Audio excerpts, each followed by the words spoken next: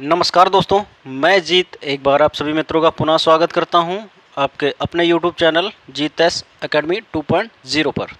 तो कैसे हैं आप सब? उम्मीद है सब लोग स्वस्थ होंगे, मस्त होंगे और अपनी पढ़ाई पर बेहतर तरीके से ध्यान दे रहे होंगे।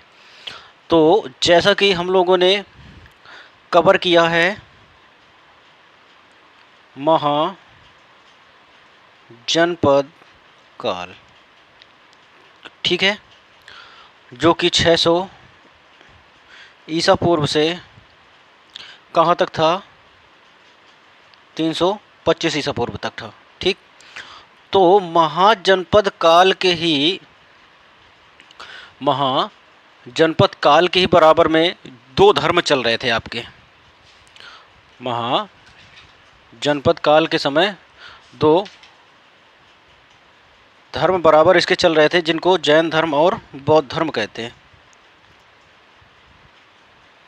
जैन धर्म और बौद्ध धर्म। तो पहले इनको कवर कर लेते हैं, फिर आएंगे हम फिर मौर्य वंश के पास। ठीक है, हर्यक वंश मैंने आपको पढ़ा दिया था इसकी पहली वाली क्लास में, लेकिन अब मौर्य वंश के पास कब आएंगे? जब पहले जैन धर्म और बौद्ध धर्म दोनों को कवर कर लेंगे, क्योंकि ये किसके समकालीन चल रहे थे? महाजनपद काल के समकालीन ही चल रहे थे। तो ओके, पेन चेंज कर लेते हैं।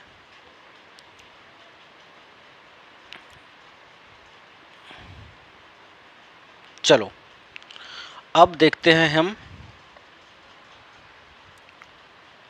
महाजनपद काल के सम्मुख क्या है जैन धर्म को। पहले हम जैन धर्म की बातें करते हैं, इसके थ्रू हम लोग क्वेश्चन के थ्रू देखते रहेंगे और उसको सॉल्व करते रहेंगे। ठीक है, तो चलो शुरू करते हैं हम आज का अपना पहला क्वेश्चन। क्या कहता है?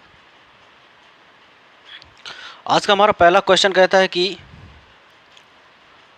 जैन धर्म या जैन परंपरा के अनुसार जैन धर्म में कुल कितने तीर्थंकर हुए? तो कितने तीर्थंकर हुए समझते हैं इसको। कुल 24 तीर्थंकर हुए। कितने हुए? और 24वें तीर्थंकर कौन थे? तो महावीर स्वामी थे।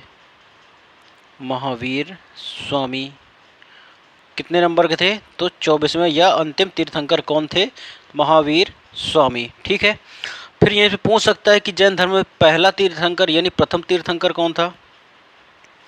यहीं पे यदि प्रथम की बात कर ले तो प्रथम हम लोग बताएंगे ऋषभ देव को।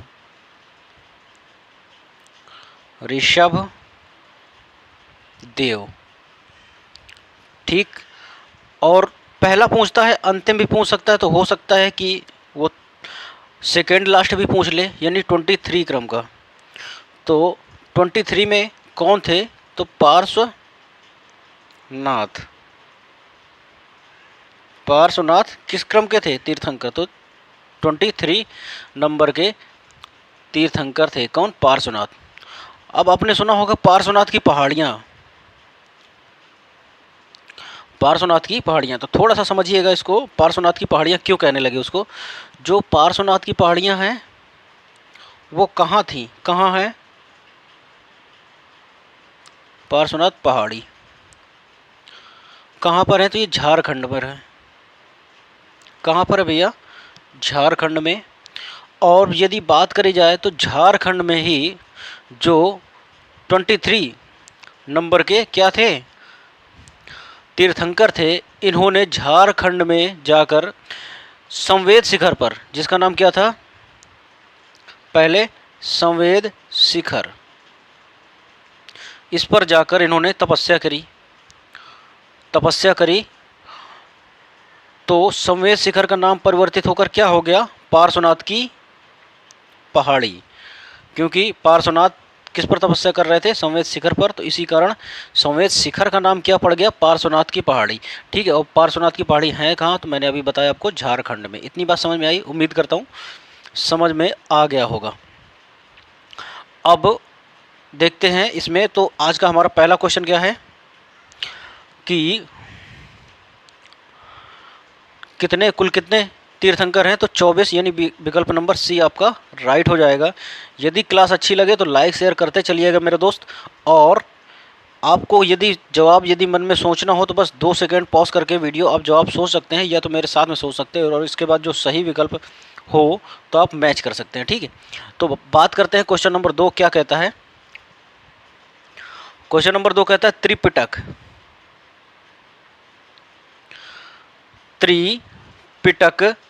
ग्रंथ है। तो किसका ग्रंथ है त्रिपिटक, ये बताना है। किसका ग्रंथ है? तो जो त्रिपिटक ग्रंथ है ये आपका बौद्ध धर्म का ग्रंथ है। ठीक है, तो अभी हमने जैन धर्म पढ़ा, उसमें जैन धर्म में पूछेगा कि जैन धर्म में जो पार्श्वनाथ है इसने कितने धर्म दिए। तो पहले जैन धर्म को थोड़ा समझते हैं, फिर बौद्ध धर्म के बारे में बात करते हैं। ठीक है, तो जैन धर्म के बारे में कुछ समझते हैं। तो जैन धर्म में कितने धर्म इन्होंने दिए? चतुरायन धर्म। किसने धर्म दिए? तो चतुरायन धर्म। थोड़ा बात समझिएगा, चतुरायन धर्म। ठीक है, चतुरायन धर्म किसने दिया? तो पार्श्वनाथ ने दिया। पार्श्वनाथ।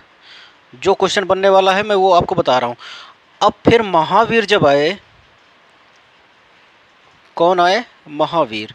तो इन्होंने 5वां धर्म दिया, यानी इन्होंने दे दिया पंचायन धर्म। पंचायन धर्म, इतनी बात समझ में आई? पंचायन धर्म। तो चतुरायन धर्म जो दिया वो 4 धर्म कौन कौन से हैं कि हमको जैन धर्म में क्या कहते हैं कि हमको झूठ नहीं बोलना है, झूठ नहीं बोलना है। और दूसरा कहते हैं कि धन का संग्रह नहीं करना है, यानी धन को भी नहीं जोड़ना है, ना झूठ बोलना है। और तीसरा कहता है चोरी नहीं करना है, चोरी नहीं करना है। और चौथा जो पॉइंट है कि हिंसा यानी लड़ाई नहीं करनी है, यानी झूठ नहीं बोलना है, धन नहीं जोड़ना है यानी संग्रह नहीं करना है, और तीसरा जो है चोरी नहीं करना है, और चौथा मैंने अभी आपको बताया हिंसा नहीं करना है। फिर इसके बाद आए महावीर, तो ये चतुरायन धर्म तो हो गए। अब फिर जब महावीर आए तो इन्होंने पंचायन यानी 5वां धर्म जोड़ दिया, क्या? ब्रह्मचर्य का पालन करना। क्या? ब्रह्मचर्य का पालन करना। तो क्वेश्चन बनेगा आपका यहाँ पे बहुत अच्छा कि ब्रह्मचर्य का पालन करना, ब्रह्मचर्य का पालन करना ये धर्म किसने दिया था? महावीर ने दिया था या फिर पार्श्वनाथ ने दिया? तो आपको बताना पड़ेगा महावीर जी ने दिया था। ठीक है, और फिर पूछेगा कि चतुरायन धर्म किसने दिए? तो आपको बताना पड़ेगा यहाँ पे कि पार्श्वनाथ ने दिए। ठीक है, और ये धर्म जो मैंने अभी आपको बताए कौन कौन से हैं, तो ये हो सकता है पूछ भी सकता है ऑप्शन में। ठीक है, तो अभी आप लोग देखते होंगे जैन धर्म वाले लोग मिलते होंगे आपको, तो वो यहाँ वहाँ भटकते ही रहते हैं, झूठ भी नहीं बोलते हैं, धन का वो संग्रह नहीं करते, जहाँ जितना मिल गया पहले उतना खाएंगे, इसके बाद ही आगे बढ़ेंगे। चोरी करना वो है ही नहीं, और लड़ाई तो वो लोग करते नहीं। ठीक है, तो ये जैन धर्म की बात हो गई। इतनी बात उम्मीद करता हूँ समझ में आ गई होगी। तो थोड़ा सा और समझिएगा कि जैन धर्म में थोड़ा सा कुछ बातें हैं, पहले जैन धर्म को ही थोड़ा समझ लीजिए। यदि समय पूछेगा तो 540 से समय भी पूछ सकता है आपको, 540 BC से 468 BC तक, यानी BC मतलब होता है ईसा पूर्व के समय। ठीक है, यानी इनका जन्म कब हुआ था? 540 BC में हुआ था, और इनकी मृत्यु कब हो गई थी महावीर जी की? तो 468 में महावीर जी की मृत्यु हो गई थी। अब यहाँ से पूछता है कि जन्म कहाँ हुआ था, तो आप बताइएगा कुंडल ग्राम में हुआ था। कहाँ हुआ था? कुंडल ग्राम में हुआ था। ठीक है, और इनके पिता का नाम क्या था? यदि कुंडल ग्राम पूछे या कुंड ग्राम पूछे कहाँ पड़ता है, तो ये वैशाली में पड़ता है। वैशाली में, इस समय कहाँ? वैशाली कहाँ भैया? तो बिहार में। ठीक है, अब बात करें यहाँ पे हाजीपुर के पास। अब बात करते हैं कि इनके पिता कौन है। तो पिता कौन है? सिद्धार्थ। सिद्धार्थ जो कि महात्मा बुद्ध के बचपन का नाम क्या था? महात्मा बुद्ध के बचपन का नाम क्या था? तो सिद्धार्थ ही था। ठीक है, इतनी बात याद आई। इनका नाम सिद्धार्थ था, और महावीर स्वामी का नाम क्या था? सिद्धार्थ था। इनके पिता का, और सिद्धार्थ महात्मा बुद्ध के बचपन का नाम था। इतनी बात याद रखिएगा। अब बात करते हैं इनकी माता कौन थी। माता का नाम था त्रिशला। क्या नाम था? त्रिशला। ठीक। और इनके एक भाई भी थे, नंदी वर्मन। कौन थे? नंदी वर्मन। जब इन्होंने ग्रह का त्याग किया था तो ये अपने भाई से अनुमति लेकर के ग्रह का त्याग किया था। ठीक है। और इनकी जो पत्नी थी वो थी यशोदा। पत्नी कौन थी? यशोदा। और बेटी कौन थी? बेटी का नाम था प्रिय दर्शनी। क्या नाम था? प्रिय दर्शनी। और जिनका इसके साथ विवाह हुआ था इनकी बेटी का, यानी इनके दामाद का क्या नाम था? तो जमाली नाम था। क्या नाम था? जमाली। इनके दामाद का नाम क्या था? जमाली। ठीक। इतनी बात समझ में आई। उम्मीद करता हूँ इतनी बातें समझ में आ गई होंगी।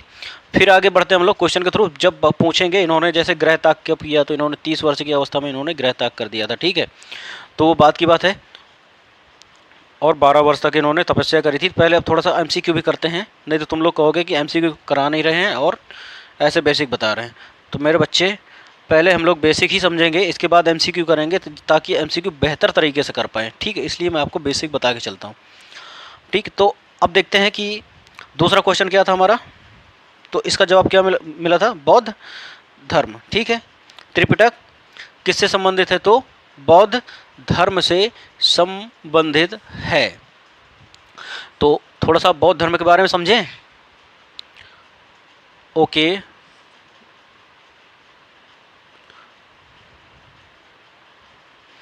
तो त्रिपिटक का यहां से मतलब क्या, पहले ये समझ लेते हैं। त्रिपिटक का मतलब होता है नॉलेज,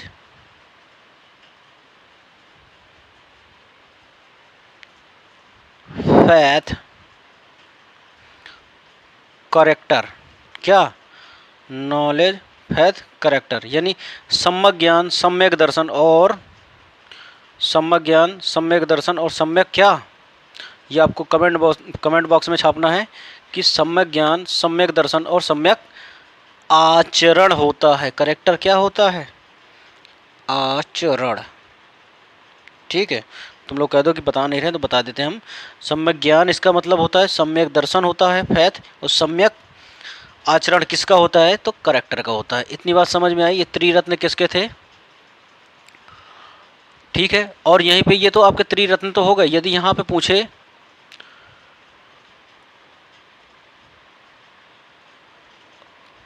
ये किसके हैं जो त्रिरत्न में हैं, जो अभी मैंने बताया, तो ये त्रिपिटक जैन धर्म के हैं। जैन धर्म के हैं। सम्यक ज्ञान, सम्यक दर्शन और सम्यक आचरण। ठीक है।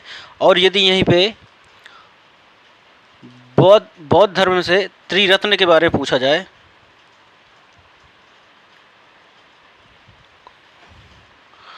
तो उसमें क्या है? बुद्धम शरणम गच्छामि, संघम शरणम गच्छामि, यानी बौद्ध धर्म की बात करें। ठीक है। तो उसमें क्या हो जाएगा? बुद्धम शरणम गच्छामि, संघम शरणम गच्छामि और धम्मम शरणम गच्छामि, यानी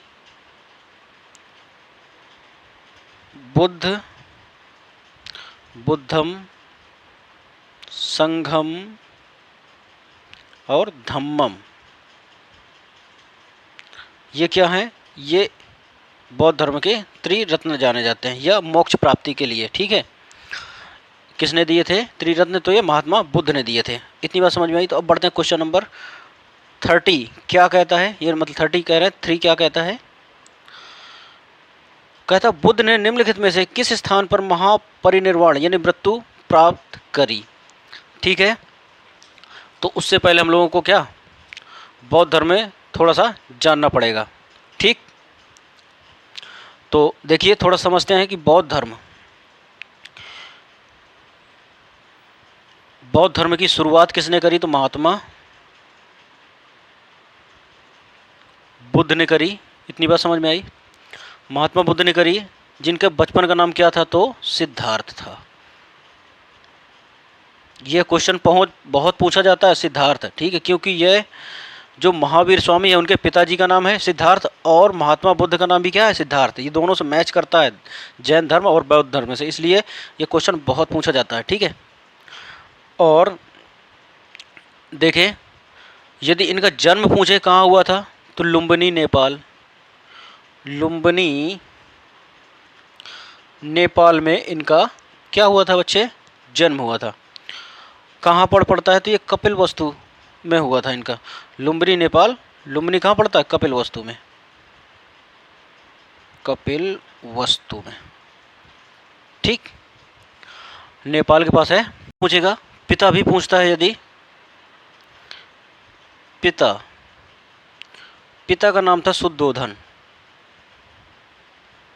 शुद्धोधन, ओके। माता भी पूछ सकता है, तो माता का नाम क्या था, महामाया, माता का नाम क्या था, महामाया। और यदि यहीं पे यदि उनकी माता का नाम पूछे किनके, जैन धर्म में, तो उनकी माता का नाम क्या था, त्रिशला, ओके। अब बात करते हैं, माता हो गई, ठीक। अब यदि यहाँ पे पत्नी भी पूछ सकता है, पत्नी का नाम क्या था, तो पत्नी का नाम यशोधरा, यशोधरा पत्नी का नाम किनकी था, महात्मा बुद्ध की। और यशोदा पत्नी का नाम किनकी था, तो महावीर की पत्नी का नाम यशोदा था। और यशोधरा किनकी पत्नी है, तो महात्मा बुद्ध की। इतनी बात याद रखिएगा, ये भी क्वेश्चन इंपॉर्टेंट होता है, क्योंकि महावीर और जो ये महात्मा बुद्ध है इसीलिए इंपॉर्टेंट माना जाता है कि चीज़ें थोड़ा सा मिलती जुलती हैं, ठीक है, बच्चे को याद करने में थोड़ा दिक्कत होती है, ठीक। अब यदि पूछेगा कि जो महामाया थी, महामाया, तो इनकी मृत्यु हो गई थी महात्मा बुद्ध के बचपन में ही, मतलब ये 1 सप्ताह के थे, मतलब यानी 7 दिन के समथिंग थे, और इनकी माता महामाया चल बसी थी। तो इनकी जो दूसरी माँ थी या मौसी थी, मौसी, तो वो कौन थी, प्रजापति गौतमी, प्रजापति गौतमी। इतनी बात समझ में आई, उम्मीद करता हूँ समझ में आ गया होगा। और यदि पूछे यहाँ पे महात्मा बुद्ध का यदि कुल पूछ ले, क्या पूछे, कुल, तो ये शाक्य मुनि भी कहलाते हैं। पहली बात तो शाक्य मुनि कौन कहलाते हैं, महात्मा बुद्ध, ठीक है। तो इनका कुल कौन सा हो गया, तो शाक्य कुल हो जाएगा, ठीक है। इतनी बात समझ में आई। अब बढ़ते हैं क्वेश्चन की तरफ। क्वेश्चन क्या कहता है, अब देखते हैं। क्वेश्चन नंबर 3 क्या कहता है कि निम्नलिखित में से किस स्थान पर महापरिनिर्वाण या मृत्यु प्राप्त किया था, किसने, महात्मा बुद्ध ने। तो तीसरे नंबर के क्वेश्चन का आपका जवाब हो जाएगा विकल्प नंबर ए, यानी कुशीनगर, ओके। इतनी बात समझ में आई। अब बढ़ते हैं हम आगे।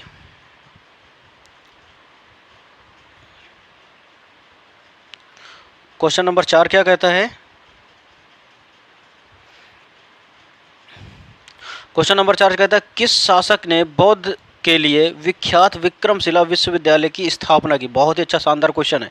देखिए, एसएससी 2002, सीजीपीसीएस में आया 2012, यूपीपीसीएस में आया 2015 और 16 में रिपीट हुआ है, ठीक है।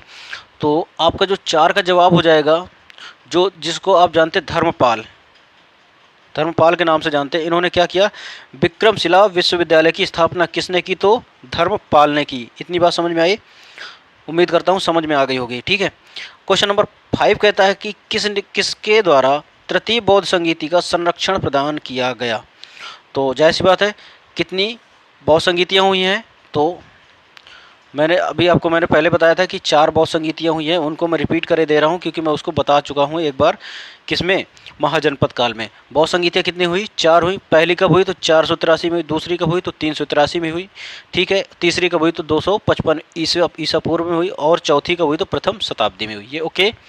अब यदि बात करें प्रथम बौद्ध संगीति जब हुई थी उस समय कहाँ पर हुई थी, तो राजगीर में हुई थी। दूसरी बौद्ध संगीति कहाँ हुई थी, तो वैशाली में हुई थी। और तीसरी बौद्ध संगीति कहाँ हुई थी, तो पाटलिपुत्र में हुई थी। और चतुर्थ बौद्ध संगीति जो प्रथम सदी में हुई थी वो कुंडलवन यानी कश्मीर में हुई थी। अब पूछता है यहाँ पे कि प्रथम बौद्ध संगीति के समय राजा कौन था, तो अजातशत्रु थे और अध्यक्ष या पुरोहित थे महाकश्यप, ओके। और द्वितीय बहुसंगीति पूछता है तो उस समय राजा थे कालाशोक। कौन? कालाशोक। ओके। और उस समय यदि पुरोहित या अध्यक्ष पूछे तो सावक मीर बताएंगे, सावक मीर। ओके। और तृतीय बौद्ध संगीति होती है तो उस समय राजा होते हैं अशोक, जो कि उस समय पुरोहित या अध्यक्ष बनाए जाते हैं मौखली पुत्तिस। कौन? मौखली पुत्तिस। और जब चौथी बौद्ध संगीति होती है प्रथम सदी कुंडल वन में, कहाँ पर होती है? कुंडल वन कहाँ पड़ता है? तो कश्मीर में पड़ता है। ये होती है तो उस समय कनिष्क राजा थे और वसुमित्र का क्या थे? उसके अध्यक्ष या पुरोहित थे। ओके, इतनी बात समझ में आ गई। जो कि उस समय अश्वघोष को भी लाया गया था, किसके द्वारा? कनिष्क के द्वारा, जो कि अश्वघोष वसुमित्र से अधिक ज्ञानी थे। ठीक है, तो इसलिए उनको क्या बना दिया गया था? फिर भी उनको उपाध्यक्ष बना दिया गया था। ठीक, इतनी बात हुई। उम्मीद करता हूँ समझ में आ गई होगी संगीति। तो अब देखते हैं हम क्वेश्चन क्या कहता है, कौन सी संगीति के बारे में बात करता है। तो तृतीय बौद्ध संगीति, तो तृतीय बौद्ध संगीति कब हुई थी? तो मैंने अभी आपको बताया 255 में हुई थी, 55 ईसा पूर्व में, पूरी बात ईसा पूर्व में हुई। और कहाँ पर हुई? तो पाटलिपुत्र में हुई। और उस समय राजा कौन था? तो राजा यानी अशोक था। विकल्प नंबर आपका बी राइट हो जाएगा।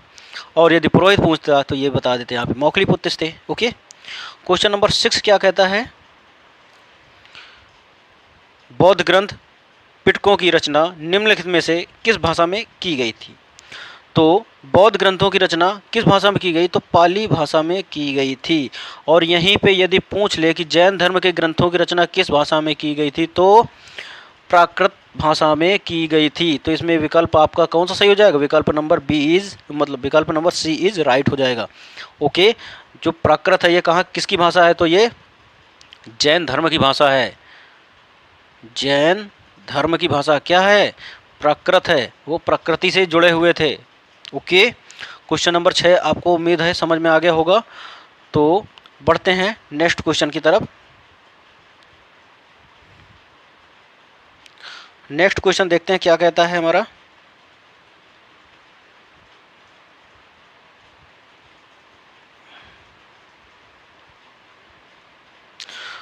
देखिए नेक्स्ट क्वेश्चन क्या कहता है, इसको जानिए। किस शासक के शासनकाल में नेपाल में बौद्ध धर्म का गमन हुआ? नेपाल में बौद्ध धर्म का गमन हुआ। तो क्वेश्चन नंबर 7 का विकल्प नंबर बी हो जाएगा, यानी अशोक के समय क्या हुआ था? नेपाल में बौद्ध धर्म का प्रचार प्रसार हुआ। ठीक है। अब क्वेश्चन नंबर 8 क्या कहता है? सांची क्यों विख्यात है, मतलब क्यों प्रसिद्ध है सांची, ऐसा इसका पूछना है। ठीक है, तो 8वें नंबर क्वेश्चन का आपका विकल्प नंबर आपका सही हो जाएगा बी, क्योंकि सबसे बड़ा बौद्ध स्तूप कहाँ है? तो सांची का स्तूप माना जाता है। और ये कहाँ पर है? ये आपको कमेंट बॉक्स में लिखना है कि सांची का स्तूप कहाँ पर है। ठीक है, तो ये आज का आपका क्वेश्चन हो गया, इसको कमेंट बॉक्स में ज़रूर रखिए। ठीक, अब बढ़ते हैं हम नेक्स्ट क्वेश्चन की तरफ। नेक्स्ट क्वेश्चन क्या कहता है कि महावीर का जन्म किस क्षत्रिय गोत्र में हुआ था? तो महावीर का जन्म किस क्षत्रिय गोत्र में हुआ था? तो 9 का विकल्प की बात करें तो इनका गोत्र था जात्रिक गोत्र था। कौन सा गोत्र था? यानी 9 का कौन सा? तो बी नंबर आपका राइट हो जाएगा। बी नंबर आपका क्या हो जाएगा? राइट हो जाएगा। और ज्ञात्रिक बोल सकता है, ज्ञात्रिक वंश बोल सकता है, या तो फिर जात्रिक वंश बोल सकता है। इसको ज्ञात्रिक भी बोलते हैं, थोड़ा सा याद रखिएगा, ज्ञात्रिक वंश। ठीक, ऐसे भी दे सकता है आपको। ठीक है, तो भी आपको बताना पड़ेगा। और यदि इनकी माता की बात करें, जो त्रिशला थी, कौन थी माता इनकी? किनकी? महावीर स्वामी की त्रिशला। तो त्रिशला जो थी ये लिच्छवी राज्य के राजा चेतक की बहन थी। कौन? वैशाली में जो राजा थे, वैशाली मतलब ये क्या है? तो किसके थे? लिच्छवी की राजा चेतक की बहन थी। कौन? त्रिशला। ओके, जो कि पहला गणराज्य बना था लिच्छवी। ओके, अब हम बात करते हैं नेक्स्ट क्वेश्चन की तरफ। तो आपको इसमें पता चल गया होगा, ठीक। और यदि शाक्य कुल की बात करेगा तो आपको मैंने अभी बताया कि गौतम बुद्ध। ओके, इतना क्वेश्चन समझ में आया। अब बढ़ते हैं क्वेश्चन नंबर 10। देखिए जो भी हाईलाइट है ये क्वेश्चन, इन पर जरूर ध्यान दीजिएगा क्योंकि इंपॉर्टेंट है। मैं बार बार कह रहा हूँ, यदि क्लास अच्छी लगे तो लाइक शेयर कर दीजिएगा। और ये तो नाइंसाफ़ी है कि लाइक बहुत कम है, ठीक। तो चलिए देखते हैं। महावीर की माता कौन थी? तो महावीर की माता, तो जैसा कि हाईलाइट है, इसको क्या कहेंगे? त्रिशला थी। किस वंश से थी? तो मैंने अभी आपको बताया कि लिच्छवी वंश से संबंधित थी, ठीक है। क्वेश्चन नंबर 11 कहता है कि गौतम बुद्ध द्वारा अपने धर्म में दीक्षित किया जाने वाला अंतिम व्यक्ति इनमें से कौन था? अंतिम व्यक्ति पूछ रहा है, व्यक्ति किसमें? क्वेश्चन नंबर 11 में।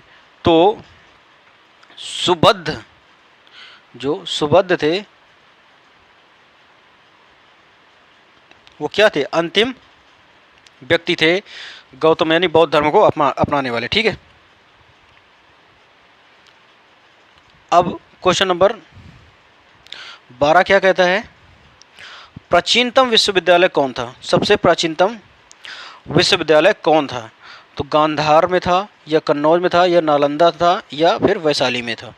तो 12 का आपका सही हो जाएगा। जो नालंदा विश्वविद्यालय वो सबसे प्राचीन विश्वविद्यालय के नाम से जाना जाता है। ओके, बढ़ते हैं नेक्स्ट क्वेश्चन की तरफ। नेक्स्ट क्वेश्चन क्या कहता है हमारा?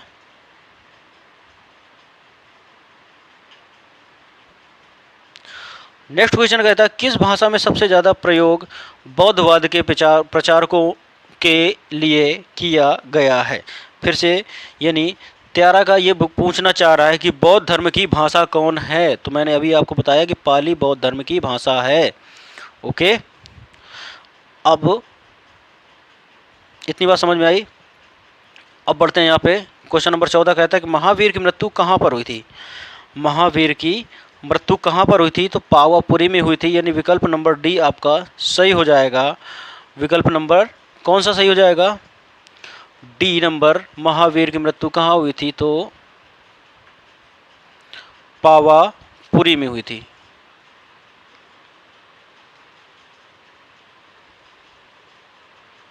इतनी बात समझ में आई। फिर है नेक्स्ट क्वेश्चन है कि बोधिसत्व क्या है? कहता है कि बोधिसत्व पद्मपाणि का चित्र सर्वाधिक प्रसिद्ध और प्रायः चित्रित चित्रकारी है, जो कहाँ पर हमको दिखाई देती है या मिलती है? तो यदि ऑप्शन की बात करें, ऑप्शन नंबर ए कहता है अजंता, बी कहता है बादामी में, सी कहता है बाघ में, या डी कहता है इलोरा में। तो आपको बता दें कि 15 का आपका विकल्प नंबर ए आपका राइट हो जाएगा, जो कि अजंता की गुफाओं में मिलता है। ओके, इतनी बात समझ में आई। ये कहाँ पर हैं? तो महाराष्ट्र में पड़ती हैं अजंता और एलोरा दोनों की गुफाएं, ठीक है। अब यदि यहाँ पे बात करें, यहाँ पे क्वेश्चन नंबर 16 क्या कहता है कि मठ, मंदिर और स्तूप किस धर्म से संबंधित हैं? क्वेश्चन नंबर 16 हमारा क्या कहता है कि मठ, मंदिर, स्तूप किस धर्म से संबंधित हैं? तो 16 में यदि बात करें तो किससे संबंधित हैं? बौद्ध धर्म से, या जैन धर्म से, हिंदू धर्म से, या फिर ईसाई धर्म से। तो आपका जो विकल्प है वो विकल्प आपका सही हो जाएगा, विकल्प नंबर ए। कौन सा? विकल्प नंबर ए इज़ राइट, यानी बौद्ध धर्म आपका सही हो जाएगा। 16 क्या सही हो जाएगा जवाब? Option number A. अब बढ़ते हैं क्वेश्चन नंबर क्या है कि 17 क्या कहता है? बौद्ध धर्म और जैन धर्म दोनों के उपदेशक किसके शासनकाल में दिए गए थे?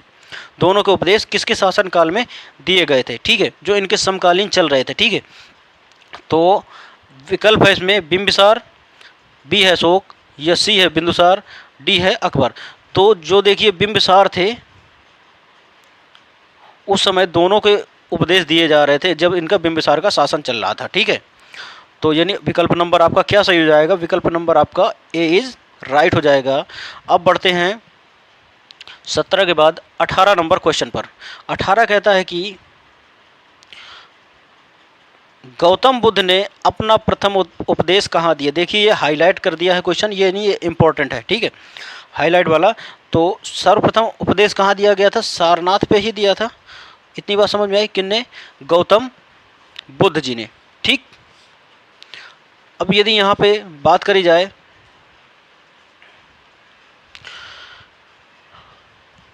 थोड़ा सा समझिएगा, जो गौतम बुद्ध थे,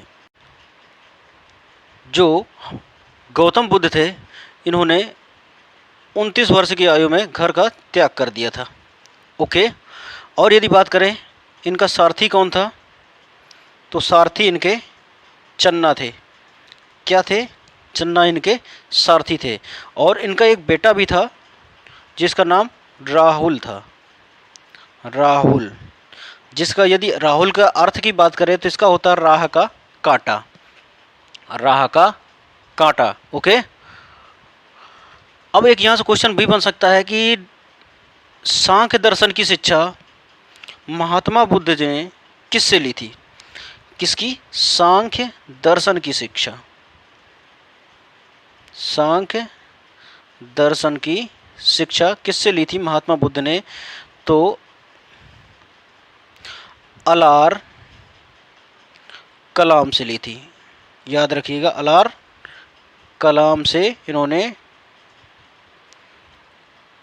किसकी ली थी? सांख्य दर्शन की शिक्षा ली थी। ओके। और यदि यहाँ से क्वेश्चन बने कि सांख्य दर्शन लिखा किसने था, तो मैं आपको बता चुका हूँ कि ये कपिल या कंपिल ने लिखा था। ठीक है, उनका ग्रंथ है ये। ओके। फिर उन्होंने रुद्रक राम से भी इन्होंने योग दर्शन की शिक्षा ली। मतलब सांख्य दर्शन और योग दर्शन दोनों की शिक्षा। आप देखते होंगे महात्मा बुद्ध कैसे मिलते हैं? योग की अवस्था में ही हमेशा मिलते हैं आपको। इतनी बात समझ में आई? योग में बिल्कुल भक्ति में लीन हमेशा मिलते हैं। ओके। तो योग दर्शन की शिक्षा किससे ली?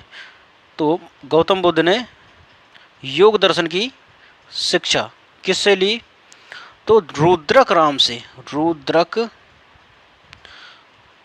राम से योग दर्शन की क्या ली? शिक्षा ली। ठीक है। और योग दर्शन यदि बात करें तो योग दर्शन के लेखक कौन है? तो कौन है भैया? तो सबको पता होगा, पतंजलि, यानी पतंजलि, जो कि बाबा रामदेव आजकल हैं। प्रोडक्ट देख रहे हैं ना आप, कितना बेहतर तरीके से बेच रहे हैं। जहाँ तक कि इनकी कोविड वाली वैक्सीन भी आ गई थी इस समय। उम्मीद करता हूँ यहाँ तक समझ में आ गया होगा। अब बढ़ते हैं नेक्स्ट क्वेश्चन में। तो क्वेश्चन नंबर 29 क्या कहता है? क्वेश्चन नंबर 29 कहता है कि बौद्ध धर्म ग्रहण करने वाली पहली महिला कौन थी? तो आपको बता दें कि जो इनकी मौसी थी प्रजापति गौतमी, वही बौद्ध धर्म ग्रहण करने वाली पहली महिला थी। ओके। इतनी बात समझ में आई? यानी 19 का विकल्प आपका कौन सा सही हो जाएगा? 19 का विकल्प आपका सी इज राइट हो जाएगा। अब क्वेश्चन नंबर, आज का अंतिम क्वेश्चन देख लेते हैं, यहीं तक छोड़ते हैं।